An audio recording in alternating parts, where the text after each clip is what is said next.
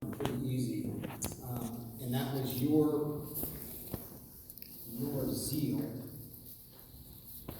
to see that Christmas tree emptied of all the little cards of the people in need. And glory be to God, every one of those cards disappeared. And glory be to God, there is a kid that is going to get something they would have never dreamt of getting, but was their heart's desire. That is a glimpse of the word that we're going to talk about today with zeal. It is tied in with God's might. You've heard the term zealous before, and zealous, if I can try and lead you over to that, is something that someone does to expose their character even further.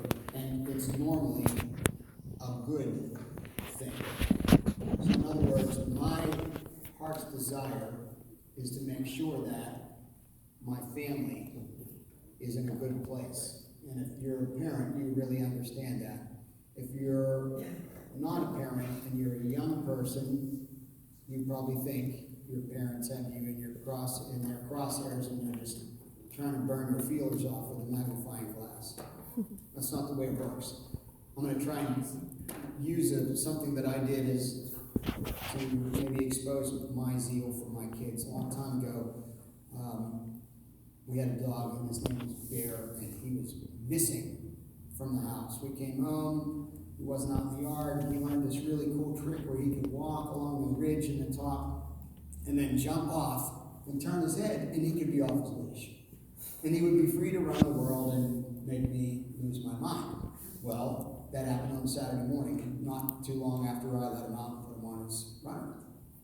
And so the kids looked outside and said, "Dad, Bear's not there." So we went out in the neighborhood looking for the dog. Couldn't find the dog.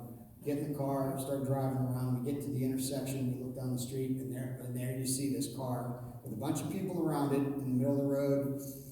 And my oldest, Erica, said, "Dad, that's Bear." I said, "No, Erica, that's a car with people around it." And she goes, "That's him, just go down there." So I went and zoomed down there. Sure enough, this big Electra 225, and all the people around, you can hear the dog whimpering underneath, and it's a big car, big, and it's low, and I got down and I saw his eyes just staring at me, and he could not move, couldn't get to me, so I was stuck.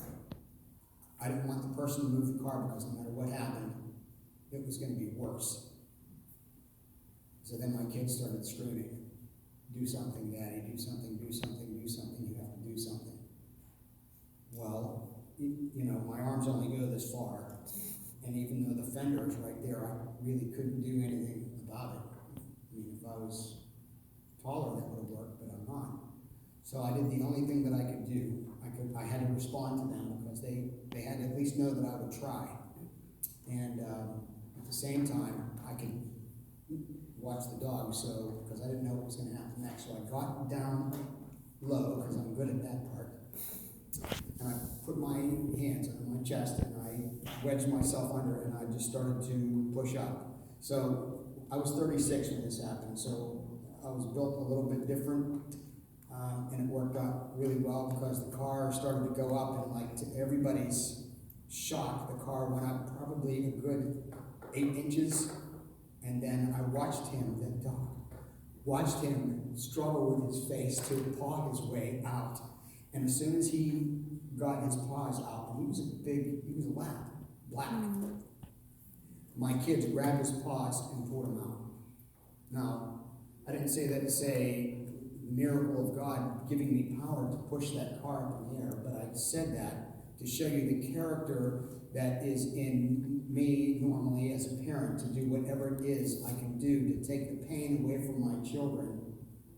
And that is exactly how we see God in this passage this week. Not that he would do that for a dog. The dog was minuscule. The moment was minuscule, but my kids knew that I would do anything for them. And so they requested. We find the same scenario in Scripture this week with Isaiah speaking this oracle, this prophecy into a country that does not want to hear a word. Last week we looked into Ahaz getting this prophecy from Isaiah. And in the prophecy, we have to learn a couple things real quick about prophecies. Number one, it's a foretelling. It's a foretelling. And they're telescopic in property. When I say telescopic, I mean this. That, like a telescope, you can use it and you can focus in on one thing, but you can also back it up and focus on something further away or closer. It depends on where you're looking. And so prophecies don't just happen once. They are compounded. They are multiple.